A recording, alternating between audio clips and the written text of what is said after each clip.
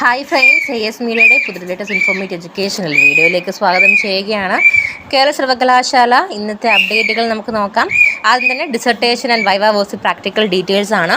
വിദൂര വിദ്യാഭ്യാസ പഠനക്കേന്ദ്രം 2023 ഒക്ടോബറിൽ നടത്തുന്ന 4ാം സെമസ്റ്റർ MA പബ്ലിക് അഡ്മിനിസ്ട്രേഷൻ പരീക്ഷയുടെ dissertation and viva voce PAD CO13P കോമ്പനൻസി വൈവ വോസി PAD C014 പരീക്ഷകൾ 2024 ഫെബ്രുവരി 1 മുതൽ കാര്യവട്ടം വിദൂര വിദ്യാഭ്യാസ പഠനകേന്ദ്രത്തിൽ വെച്ച് നടത്തുന്നതാണ്. ഡിസംബറിൽ നടത്തിയ 5ാം semester career related CBCSS BSc electronics 340 degree പരീക്ഷയുടെ പ്രാക്ടിക്കൽ ജനുവരി 29, 30, 31 തീയതികൾ അതാത് കോളേജുകളിൽ വെച്ച് നടത്തുന്നതാണ്.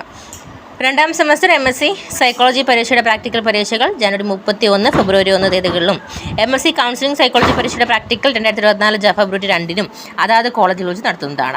Advance PG diploma in molecular diagnostics കോഴ്സിലേക്ക് അപേക്ഷ ക്ഷണിക്കുന്നു. കൂടുതൽ ഇൻഫോർമേഷൻ അതിനുവേണ്ടി 9495811218 അല്ലെങ്കിൽ ഇമെയിൽ cgtlab@gmail.com മുഖേനയോ അല്ലെങ്കിൽ കേരള യൂണിവേഴ്സിറ്റി സൈറ്റ് മുഖേന നിങ്ങൾക്ക് ഡീറ്റെയിൽസ് നോക്കാവുന്നതാണ്.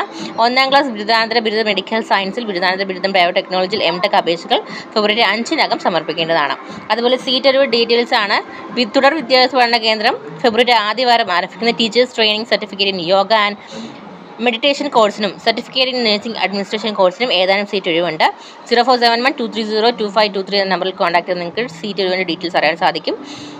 ഓക്കെ, അപ്പോൾ ഇത്രയുമാണ് നിലവിൽ അപ്ഡേറ്റുകൾ വന്നിട്ടുള്ളത്. നമുക്കറിയാം 4th സെമസ്റ്റർ റിസൾട്ടുകളെല്ലാം തന്നെ പബ്ലിഷ് ആക്കിയിട്ടുണ്ട്. 27-ാം തീയതി വരെ നിങ്ങൾക്ക് റീവാലുവേഷൻ സ്ക്രൂട്ടിനിക്ക് അപ്ലൈ ചെയ്യാനായിട്ട് സാധിക്കുന്നതായിരിക്കും.